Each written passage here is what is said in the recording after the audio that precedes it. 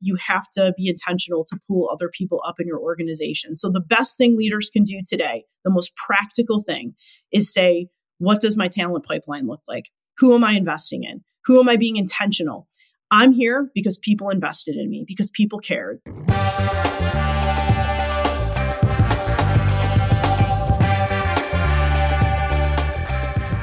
We always make a concerted effort to achieve a healthy gender balance within our guest portfolio. Unfortunately, though, female leaders in the boardroom, especially at CEO level, are still something of a rarity. And the consultancy world is certainly no exception. Kelly Manthey bucks that trend, joining Accenture from college in the late 90s, right through to her current role as the global CEO of a £200 million consultancy firm. Kelly's journey is one of determination, meritocracy, and exceptional leadership. Kelly unveils how she balances the scales of success and family life, sharing some invaluable insights at the intersection of career and parenthood. We also talk about the evolution of the consultancy space in light of disruptive forces like AI. We explore the challenges and opportunities this presents and how organizations are viewing AI integration as an unprecedented opportunity. We also talk about what it means to be a triple bottom line business and much, much more. Kelly is a brilliant, vibrant speaker, full of knowledge, full of passion. I really think you'll enjoy this one. It's all the way from Chicago, Kelly Manthey.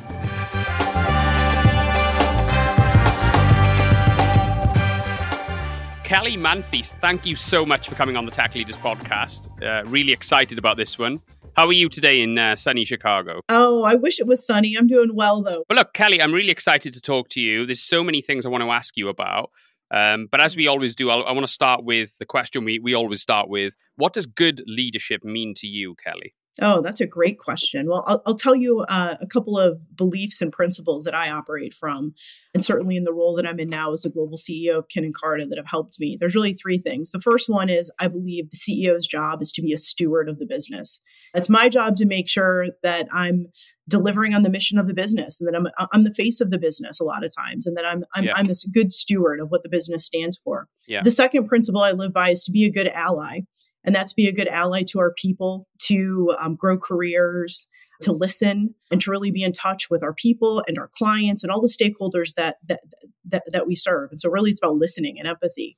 And then the third role that I play is, as a CEO, you have to look ahead. You have to be looking 10 steps ahead to see where things are going. So it's to be a futurist and to always keep innovation going. So steward, ally, futurist, those are kind of three kind of guiding principles that I've always used to kind of shape the way I lead and approach things. Wow. I'm going to basically steal that answer. And if anyone ever asks me that question, I'm going to basically Copyright. say... No, that's a very, very polished answer, Kelly. I really like that. And I think you covered a lot of bases there, but I think absolutely resonates. I mean, it's a great answer. So many things I could unpick from that, actually, and so many directions we could go in, which we will in due course. But I wanted to basically ask you, first of all, to just give the listeners a little bit of an overview to yourself, maybe an overview of your career from the point of sort of, starting your career to where you are now. Yeah, sure. Happy to. To sum it up, I am a 25-year plus consulting industry, I guess, veteran. I can use veteran after all of these years, but I've experienced kind of both sides of the coin of being a consulting veteran. So on one side, I started my career right out of college as an engineer, went into big consulting, began my career at Accenture. So I had the experience of moving into a very big, well-structured consulting organization, and right out of the gate, serving large enterprise clients. And this was back in the 90s. And so back in the 90s, the emerging technology at the time was the web. And so I was, at the beginning of helping big companies embrace web technology. And it was very exciting. Yeah, and prepare for Y2K, eh? Yes, Y2K. You got it. Y2K was the big kind of scary monster. So I had the opportunity to see a variety of industry verticals and work with a lot of large clients. And then later, I had the opportunity to help build a company. And so I helped build a company that has become a part of a foundation of the company that I'm leading today at Kin Carta, right here in Chicago. And that through that company, I was able to not only continue to serve clients, in emerging technology. So as innovation moved from, building websites to building mobile apps to cloud technologies to voice technologies, I was both serving clients with that and shaping what our service offerings were, but also building a startup and scale up and building a business from, a few employees to a few hundred employees. And so that was such a great education in both not only serving clients and where emerging tech's going and being a good consultant, but also how do you build a business and what do you need to think about at all different levels of scale and different stages of a business. Yeah, no, fantastic. Can I just zoom in on that early part of your career at Accenture? I know you were there for, it's probably a very formative time in your life. You joined, incredibly. I think you joined the consultancy world when everyone was preparing for things like Y2K and also the internet and e-commerce. And it was a time of optimism, but also of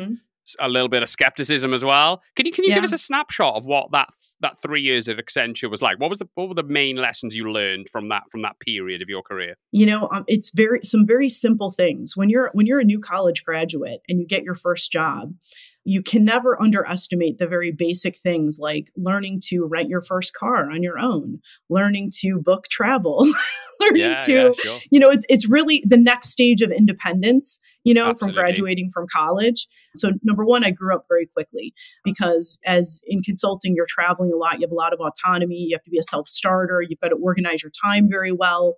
So some basic life things and just some basic professional skills were some of the things I learned. And then secondarily, I learned, how to conduct myself inside of businesses. I learned the etiquette and I learned the vast differences from one industry to another, how you could see the same problem inside of two different companies and they look vastly different because the constraints, the budgets, the objectives, the goals, the technology stacks are different in those companies. And so I always say consulting is for the curious and consulting is for those that like variety, because no matter how many times you run into the same problem, it always will look different based on the industry or the client that you're in. And so it was a lot of variety and I really enjoyed it. What was the sort of market picture like at that time? It was the beginning of the end because the dot-com bubble was just about to burst. Yeah. So it was the height of the height. Was it misguided optimism that it was just going to keep on growing forever? Well, what's your memories of that lead up to the bubble bursting? It was a very run fast to catch up, keep up, FOMO, a little bit of FOMO, which again, these cycles repeat themselves. So I could be saying the same thing about what's going on right now with AI. I was just about to say, yeah. Yeah, and I know we'll probably touch on that later, but it's the same thing. It's as new emerging technologies come on the market, all companies, initially poke their head up and say, oh, that's interesting. Maybe we should pay attention to that. And then all of a sudden it's a race to, well, what are the use cases? How are we going to use this? How are we going to invest? Some anxiety around the newness of it and what it means. It was the great adoption. It was racing to let's get our internet presence out there. Let's get our commerce presence out there.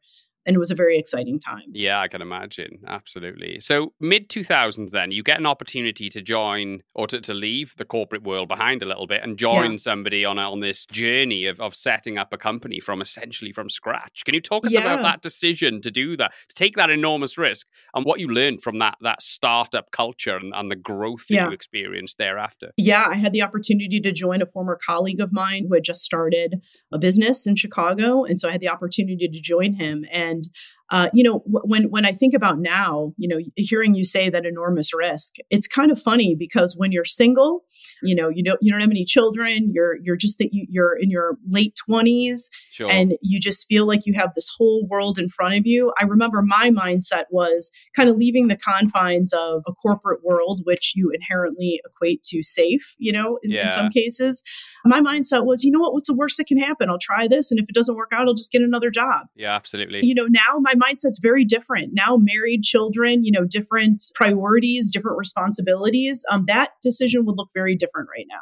But then maybe young and a little bit naive and, with looking at a lot of runway in front of me, I am so grateful that I took those opportunities and the doors that opened when they did. And it was just a natural extension of what I was already doing. And so again, began serving clients and then began growing a business. And again, as we were starting to scale the business, I had the opportunity to help dive in and shape what that looked like. And that was a great training for the role that I have now, which is, kind of looking across everything in the business. Yeah, absolutely. I can imagine that was a baptism of fire, as we say. But yes. So talk us through the growth then that you experienced with the company. You guys seem to grow really quickly over the next 10 years. Can you talk us through how that growth came about and what lessons you learned from that experience of being in a growing company? Yeah, probably the biggest lesson was focused. I mean, our growth really started to take off when we pivoted the strategy of the business from all things kind of IT consulting to getting really focused on what are we really good at. And being a smaller business at the time, we knew we had, a superpower. And so I think being able to find what our sweet spot was in the market and what we were really good at, what we really had a right to win at, and being really loud about those things and showcasing that expertise. And so at that time, it was when, the iPhone was just coming out in 2007, 2008. And we kind of saw the opportunity that just like the internet and the web and when e-commerce, again, this was the next big tech wave that was coming. And so we had all the skills.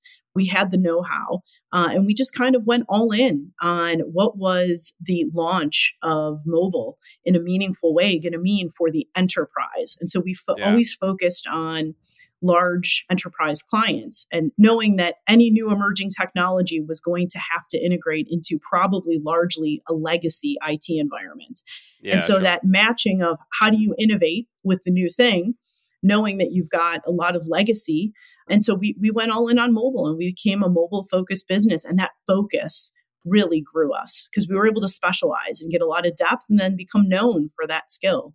So Solstice, you obviously were there till 2020. Can you talk us through that period and that transition over to Kin Carta? We were actually acquired by what is now called Kin Carta today. Yeah. So back in, it was 2015, we were acquired by a holding company called the St. Ives Group in London. And as the St. Ives Group was a portfolio of companies, its heritage was print businesses. And as print was moving to digital technology, they started acquiring more technology focused and more digital companies. So they had a basket of marketing companies, research companies, those types of things. And as part of their expansion into the American market, they acquired Solstice. And so that's what I was part of. And so over that time, I then became the CEO of Solstice for America and supported the transition of, helped grow Solstice from a boutique mobile consultancy to really an enterprise grade consultancy. And so again, the next tech wave happened and now innovation was happening on the back end. And it was all about cloud modernization, modernizing some of those legacy applications. All the innovation was happening at the kind of the API layer in the back end.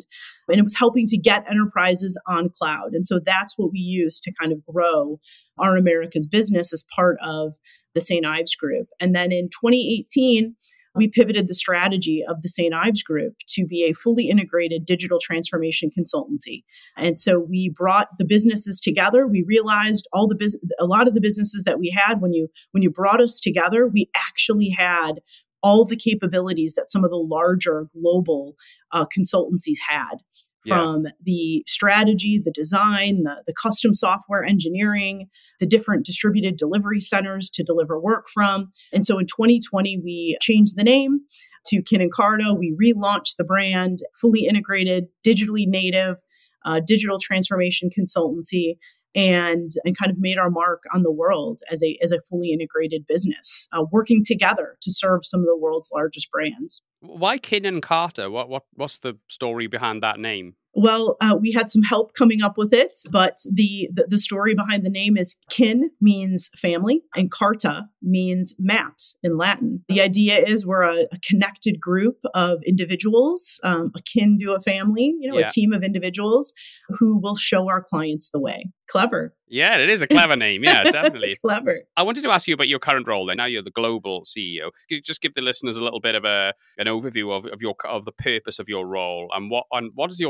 a typical day look like for you, Kelly? Yeah. Well, the purpose of my role is what I told you at the beginning: steward, ally, and innovator. My job is to make sure that I'm helping to deliver on the promise, the brand promise of Kin Carta and what we stand for. And so I'm looking across, the new thing that changed for me in this role was not only focusing on the Americas business, but our Europe business as well. And so having more of a global purview. So what's been important for me is to be able to continue to see the forest and to make sure that I'm looking at the big picture, but then I'm zooming in with the team. And then it's also to care for the culture, to make sure that we've got a best place to work, that we're fostering the kind of environment that can attract and retain talent. We are a people business. Consulting is a people business. Yeah. We're not making widgets here. We are developing people who in turn... I have to bring this up, Kelly, because the one thing I love about your LinkedIn profile is that you've got on there mom, Manthey family, 2008 to present. I love that. Look, there's only one me. There's only one life. And so I am 100% bringing being a mom to work. I am 100% bringing being a tech professional into my kitchen. Whether my family likes it or not. So I'm bringing my whole self and all the things that make up myself into all aspects of my life. I've had to make time to pause. And so some of the things that have really helped me are kind of giving myself permission to shut off. When I can, I try to keep a fairly consistent kind of bedtime routine. Every Saturday morning, I like to go to a workout class, and that's something I do when I'm able to do it. So I have to have some routines that I know I need to stay whole. But yeah, balance is a bit of a myth. My schedule's not my own most of the times. Sometimes I'm able to carefully construct an ideal week, but a lot of times I'm not. And so I am juggling all the things just like everybody else. Yeah, sure. And yeah, it's just when I can make the time and I have moments to pause, that's what I do. One thing I've done is, Sundays before the week starts, I usually sit down. I have an old-fashioned paper planner. I love paper and writing with pen and paper. And I plan my week. And literally, I just look at my calendar. And I like to know what's going to happen in the week. And then where can I weave in pockets of downtime? Or am I going to cook this week? Or are we going to be ordering out all the time? I like to know. And sometimes in knowing, I feel better about it instead of it just happening to me. I feel I'm a little bit more in control of it. So yeah, I mean, it's a little bit of mindset, a little bit of, finding times to take a break and then making sure that you do something every week that rejuvenates you. You have to. Yeah, for sure. Well, that's really refreshing. I think people will take a lot of value from that. I mean, it's, I think some people may look at successful individuals like yourself and just sort of wonder how you do it with all the struggles of life and, and everything. It's really great to get an insight, but I think, that you're just a normal person after all. And, I'm a normal person. Let's be real. If I could tell you how many times I get a phone call from the school that who's going to pick up PJ today because we forgot. I mean, that's real life. And that happens regularly. So, it's not without a network of help and asking for help when you need help.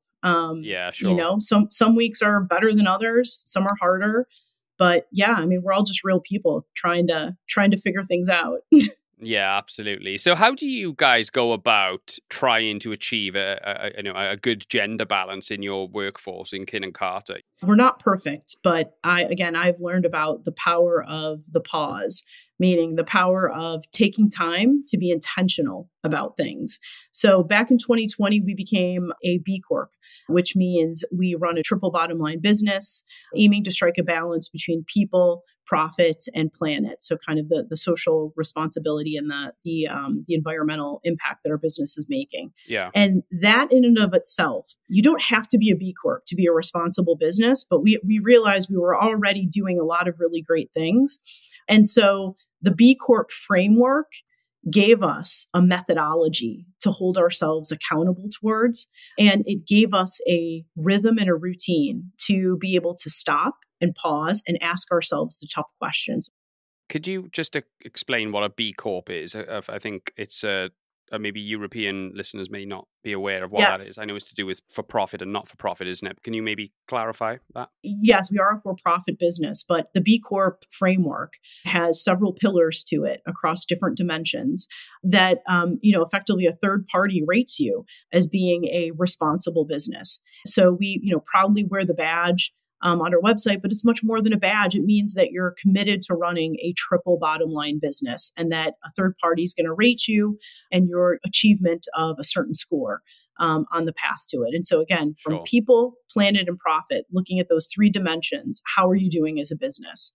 And so, we use that framework as a guidepost. And as we were building Kin Carta, as we were transforming from several different brands to one unified brand, the B Corp framework was something that was a great kind of binding thing that kind of bound our culture together and helped us get organized around, okay, what kind of company are we trying to be, and help us codify how we're going to run our business. And so that framework, we track a set of non-financial KPIs in addition to financial KPIs.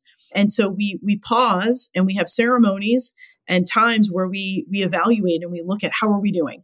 Are we achieving the goals that we want to, that are both financial related, just like most companies have lots of, forecasting meetings and financial performance meetings. We give the same diligence to some of the non-financial aspects of our business. That intentionality, that pausing, the B Corp framework has given us that tool that we needed as we were getting started at building Kin Carta. It just makes you pause and you just ask questions differently. It's quite a controversial topic, isn't it? I think, but I think with organizations, as long as the intent is there to achieve diversity, to achieve a good gender balance, etc., that's all you can do, isn't it? This episode was brought to you by B Digital. B Digital support leadership teams to optimize cost and get more out of technology investments. B Digital and the team have unrivaled expertise with technology license management and data remediation and are therefore perfectly positioned to help prepare organizations for AI technology capability. And on the last point, B Digital have just developed a cutting-edge AI readiness assessment, which provides tech leaders with a platform they need to make well-informed decisions about AI adoption strategy in 2024 and beyond. Go to bdigitaluk.com to find out more and get in touch. So I wanted to ask you, Kelly, you stepped from the Americas role into the global role. Mm-hmm. Have you noticed any, in terms of the marketplace you're operating in, is professional services consultancy in the US and maybe the Americas more broadly, is it very different to the rest of the world? Is it the same? Do the same sort of rules apply across the board globally? What are the sort of differences? Maybe between the Americas and Europe then as a case study, what would you say the significant differences are? Yeah. And when I speak about Europe, I mean, our business is largely UK business. And so I would say consulting as an industry is largely the same across the different markets that we serve, but the work can look different, or the buyers can look different. So in the US, the tech buyer might look different than, some of the behaviors that we see of the tech buyers in our UK market. And so the work could tend to, there's definitely an overlap and similarities, but sometimes the work, the gravity or the center of gravity of the work tends to look different. A lot of the US companies, they're maybe spending bigger budgets from the outset. Yeah. In some of our UK business clients, we see kind of smaller, kind of starting and then ramping kinds of things. So it's really dictated by the market.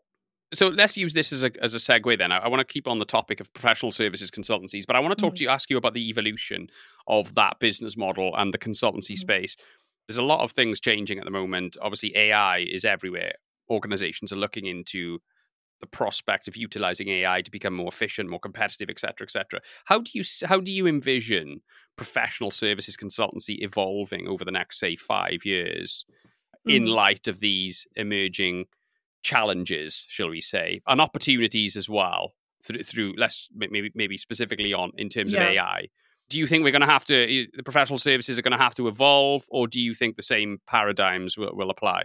Yeah, I mean, I'm continually reminded that standing still is not a strategy for any business. It's going backwards, isn't it? Really, it definitely is. I think over the last year, we've seen with the macroeconomic conditions, we've seen, large enterprise clients have certainly, tightened budgets. There's more of a focus on where spend is going. And so how has that looked for a professional services company? Well, it's meant, being on the receiving end of vendor consolidation sometimes. And so what does that mean? Well, it means that where the enterprise buyer is going now is looking for more things from a single partner.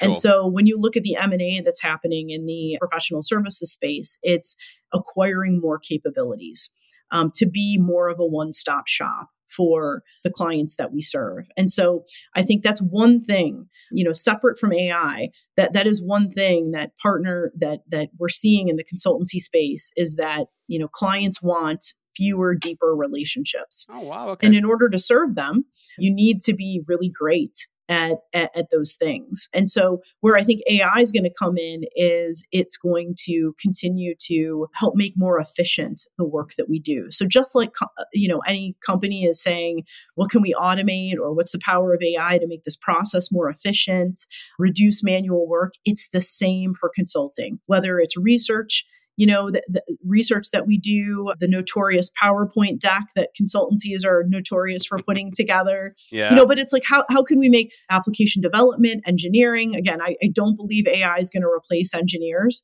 but I do believe that it's going to make things more efficient. And so that's what we're looking at. I mean, we look at that for our own business. How can AI make it better? Yeah. And how can it make it more efficient so that we can spend more time on the high value depth of the things, and the more the relationships with our clients and the people intensive things with our clients. Yeah, I think the consultancy marketplace in the UK especially has slowed down in the last couple of months. Mm-hmm. I know they have, because there's been redundancies within the big four and stuff like that. Absolutely. But it feels like that this is just a bit of a consolidation. It's not so much about growth at the moment, it's about profit. And I think most people within the professional services consultancy space feel that there's enormous opportunity there. We just need to modernize a little bit and find that opportunity. Do you know what I mean? So did you think that that's the right sentiment? Yeah, we're definitely in that recalibration, right? Like, remember, exactly. we're coming out of, or I don't know, maybe still in a little bit, the macroeconomic impact of the 2023 year. And so we're still kind of feeling the impact of those things. And I think there's just a reset and a recalibration that we're still in the middle of. And so I always say technology is the best place to be, because it's always changing. It's always moving. Clients always need help. They always need, at different points in time, they're going to need more capacity. They're going to need different expertise. They're always going to need things to help them achieve their objectives. And so the key in professional services is to keep yourself modern. You have to keep evolving with the time, because the pace of technology is only moving faster. It's only cheaper and cheaper to do things. So, you have to keep pace and you have to keep moving. And again, that's one thing that's kept me in this industry for as long as I've been, the pace of change, and that it's never the same career 2 years in a row. Yeah, it's constantly evolving, isn't it? Obviously, in your line of work, you get to see multiple industries, multiple different types of organizations, et cetera, et cetera.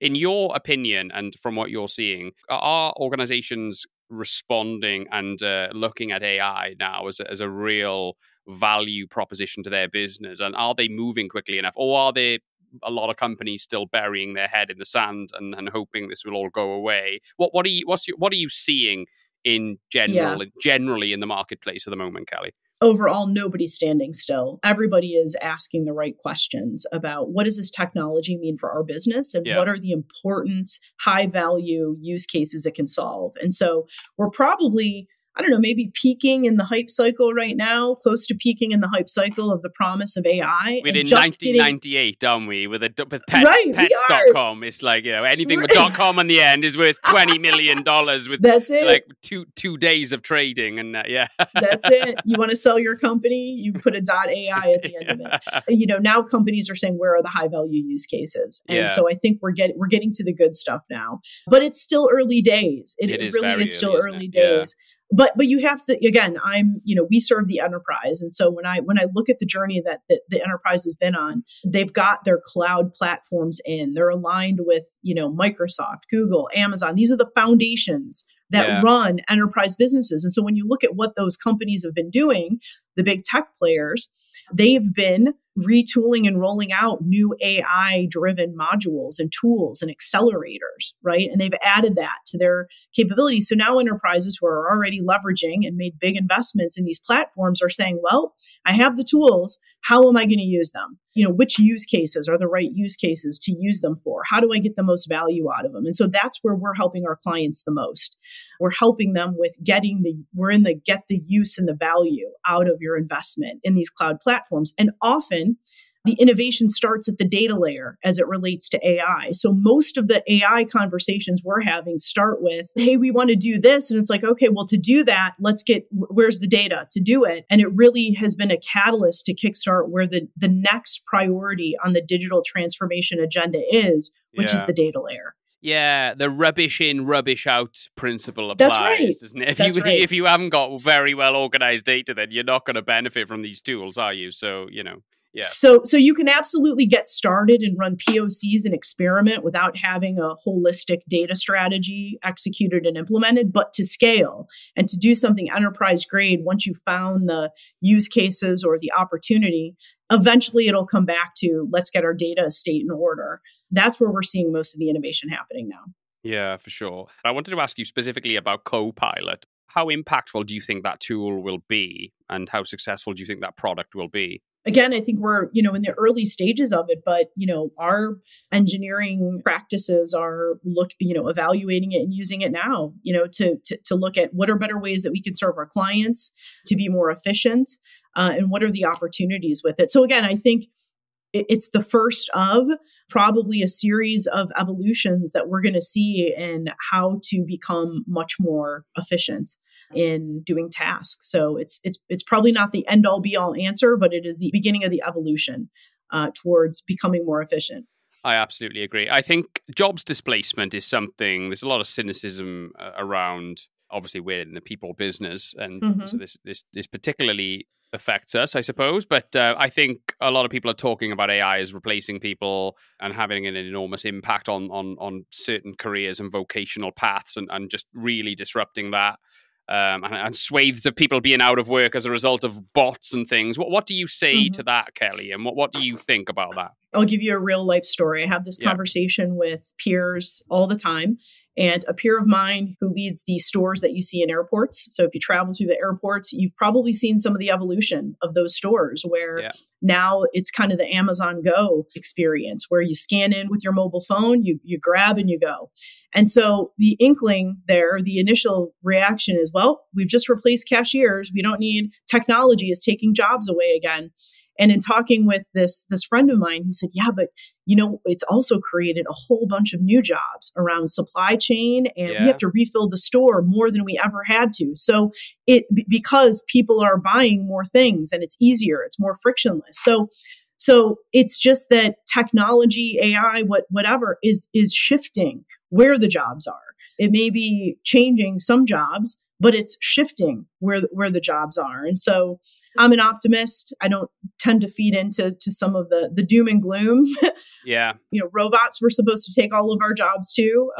So I think you're, it's just shifting. It's just shifting where the, where the work is. Yeah, I mean, we had the same problem we had the same situation in the Industrial Revolution in the 17 and 1800s, where the term Luddite comes from a real person called Ned Ludd, who used to destroy machines in factories because it was perceived to destroy people's jobs. And obviously, we know what happened there. I mean, the more jobs were created by the Industrial Revolution than any other period in history that we're aware of. So I agree with you. I think it's just going to create better quality jobs. I have to say, though, Kelly, I do prefer when I go to a shop at an airport or anywhere else, I'd rather be served by a person than a machine. But that's just my personal preference. So look, what tech innovation are you most excited about in the world right now, Kelly? It doesn't have to be large language models or stuff we've covered so far. Just generally, what tech innovation are you most excited about right now? It isn't one thing. What I'm most excited about now is the connecting together of the past innovations with the new ones. So what we're seeing is it's connecting that mobile application to a better source of data to create a more intelligent experience when I'm shopping, or it's that combination of technology. And so again, AI is only pushing us further forward into, more possibilities and more speed with processing and all of that. And so it's really the compounding effect of all the innovations that have happened before, beginning to connect them. And that's kind of where we are now.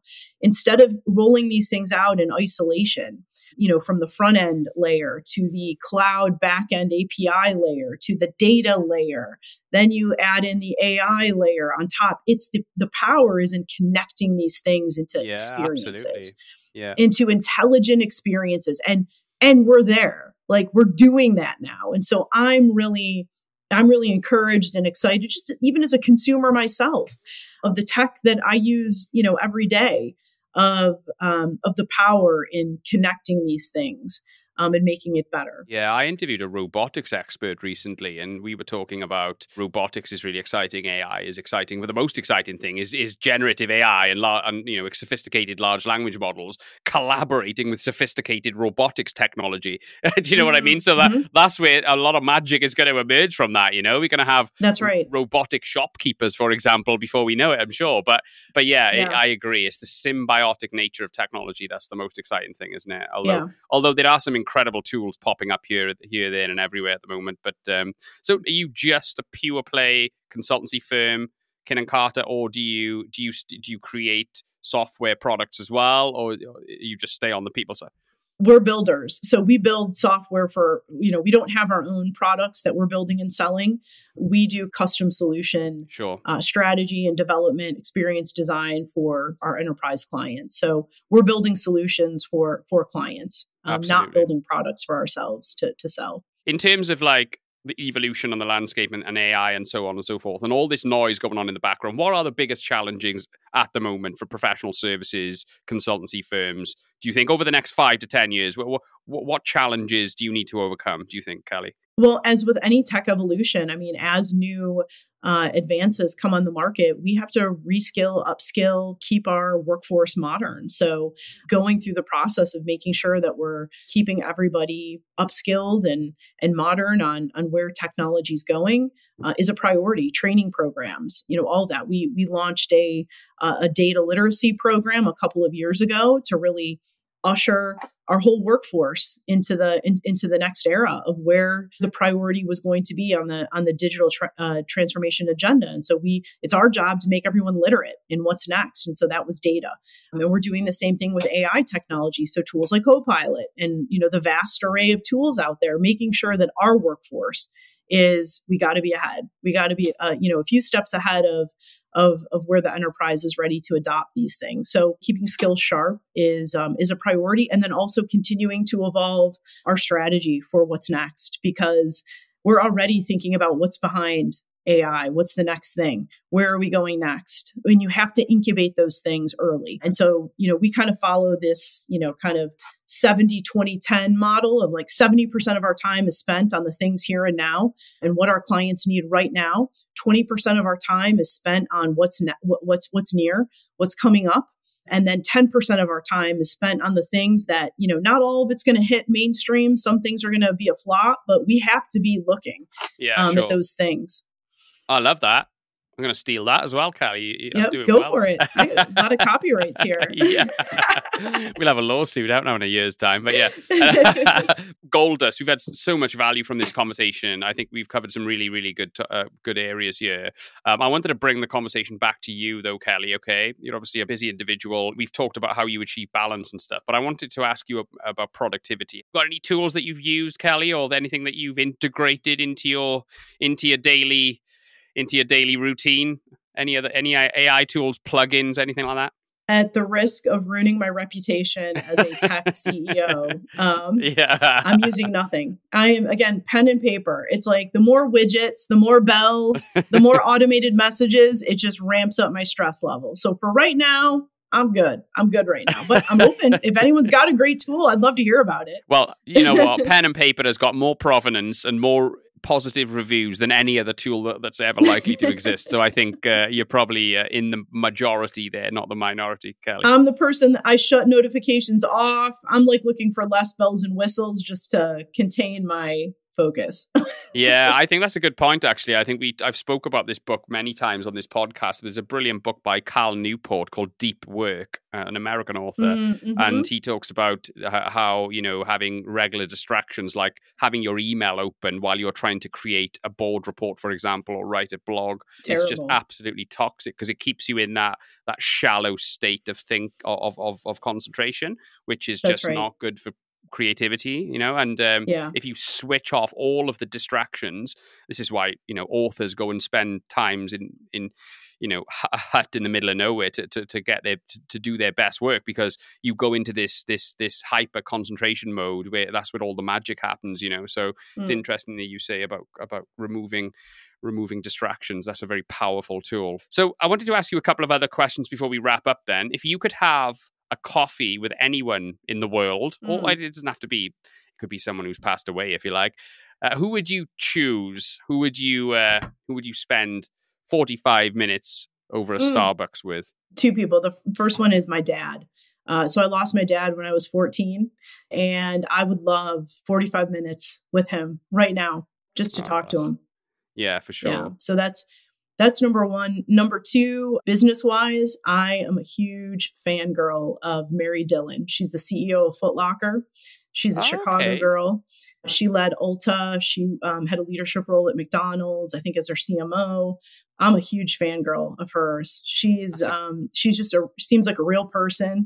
Yeah, absolutely. And I would love to sit down with her and just say, Mary, how do you do it? Mary, what should I know? Give me 3 nuggets. Well, you probably got a lot of her secrets already, Kelly, because you're on that trajectory yourself. So, but I'm sure Mary would probably learn a lot from you as well. But yeah, I think that's a great answer. I love that. Absolutely amazing. So looking back now on your career thus far, maybe to your, your earlier yourself in the earlier days when you sort of left college and entered into the jobs market in the late 90s, what advice would you give to that person knowing what you know now? Oh, trust yourself. I operate from the belief system that anything is possible. And I am motivated by continuing to prove what I'm capable of so that other people can prove what they're capable of. And so I wish in my younger self, I would have told myself to follow your gut, your gut's right. That instinct that you have of, you want to do this or you want to try this, you are capable of it, and just follow your gut. And so trust it, just trust it. And so, the older I've gotten and the wiser I've gotten, I've learned to trust my gut a whole lot more as a good compass. But I think when you're younger, you're unsure. So I think trust yourself. And then the second thing is that when a door opens and you get a seat at the table, use it. So I can remember being, young and early in my career, being invited to that board meeting or being invited to the leadership meeting and sitting at the table and not saying anything. And some of the best advice that I've gotten is you got the seat, you better have something to say. You're not a wallflower taking notes. Yeah, sure. You got the seat, be informed, have something intelligent to say, be ready, be an active participant. What's the worst that can happen? And so when a door opens and you get the seat and you get the opportunity, use it. That's brilliant. Great. And I love that, Kelly. I wanted to ask you about, you're obviously a female CEO, and unfortunately you are very much still in the minority. Okay. How optimistic are you about female leaders at board level? Because it seems to be going in the right direction. I don't know if it's going in the right direction fast enough, but we are seeing more female CEOs. How optimistic are you that we're going to have better gender balance at CEO level or at C level over the next 5 to 10 years? I don't know. I think we're at a very interesting time. I'm an optimistic person by nature. And again, I'm driven by the notion that anything is possible. And sure. I think it's important, you can't be what you can't see. And I think it's important to be a role model for others. So, by sharing stories of what it's really like and, others can kind of see themselves that there's no magic formula here. Anybody can achieve things with the right opportunities. But it takes intentionality. I've been reading a lot of, I read an article, I think it was in the New York Times recently, about the glass cliff, which is a new term. Okay. So the glass ceiling is the difficulty of punching through. Yeah. But now we're punching through, and what's happening is we're falling off the edge sooner, and we're tapping out of the workforce. or we're retiring, or we're getting promoted into a job that then there's a huge crisis. And are we being set up for failure or success, or, what's happening? Because Sure. we're getting a shot and then we're dropping off. And so I don't have the answer to that. I don't know what's going on, but all I know is that you have to be intentional to build pipelines, and you have to mentor and sponsor people. And you have to be intentional to pull other people up in your organization. So the best thing leaders can do today, the most practical thing, is say, what does my talent pipeline look like? Who am I investing in? Who am I being intentional? I'm here because people invested in me, because people cared. I wasn't perfect for everything. I'm sure there were better people than me sometimes for different things, but people invested in me. People cared. And so I think that is the most important thing that anyone can do, is say, what does our pipeline look like? How are we being intentional to make sure that we're growing people and setting them up for success so that they have a chance? That's fantastic. I love that. Great answer. Let's finish on this one then, Kelly. I know we haven't got much time. Have you got a book recommendation? What person, book, or anecdote or story have you been inspired by recently? Oh, wow. Okay, recently. Well, I always reread the same book every year because I get something different from it. I'm a huge Audible listener and reader. But the one I go every single year, I listen to it from beginning to end. And then I also jump in to different chapters, is The Hard Thing About Hard Things. Oh, I know, yeah. By Ben Horowitz. Yeah, I know it. Yeah. I've not read it, but I know that book, yeah. Yeah. And so every year there's a different chapter that resonates with me, because we're going through something in the business that resonates with me. And so I can always take something away from it. But every year I read it again, beginning to end. Currently, right now, there's an author coming to Chicago. His name's David Brooks. And I'm reading his book, The Second Mountain, which is about kind of the next journey in your career and how you think about that. And so I'm listening to that right now. I'm just at the beginning of it, but so far it's speaking to me. Well, we will put that on the show notes. Thank you so much for sharing. Awesome. Kelly, thank you so much. It's been an absolute joy to talk to you. So much value, some really lovely anecdotes as well. Thank you so much for coming on the Tech Leaders Podcast. Same, anytime. Thanks for having me, Gareth.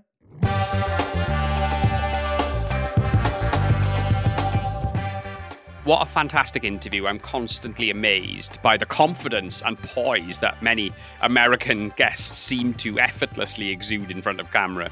It's quite remarkable. I sometimes wonder if they have secret media training at high school. But jokes aside, the insight from our conversation with Kelly was invaluable. Loads of great anecdotes, loads of great points. But I think what really stood out for me was Kelly's perspective on fostering more female leadership talent. Kelly spoke about the critical importance of organizations proactively nurturing female talent pipelines and just ensuring that they got this constant pipeline of female leadership talent. I thought that was a really interesting point. I'm not sure how many organizations think like that, but they probably should. If they want to achieve an equal gender balance in the boardroom, this is how we go about it. And concurrently, from the perspective of the female leaders themselves, Kelly emphasized the pivotal role of confidence and ambition. This has come up before. Kelly highlighted the absence of these attributes can result in concealed barriers impeding their progression. I think it's a no-brainer, but I think we just need to instill leadership aspirations in our talented young female employees to have, and we want them to have leadership ambitions if we want to achieve more female leaders in the organization. I think that's a really important point too. But what also struck me was Kelly speaks with passion, speaks with authenticity, and I thought that really came across in the interview. I really enjoyed chatting to Kelly. I hope you enjoyed listening to it. Thank you so much for listening. Please don't forget to give us a subscribe. It really helps us. Thank you so much. This episode was brought to you by B Digital. B Digital support leadership teams to optimize cost and get more out of technology investments. B Digital and the team have unrivaled expertise with technology license management and data remediation, and are therefore perfectly positioned to help prepare organizations for AI technology capability. And on the last point, B Digital have just developed a cutting-edge AI readiness assessment, which provides tech leaders with a platform they need to make well-informed decisions about AI adoption strategy in 2024 and beyond. Go to B Digital UK to find out more and get in touch.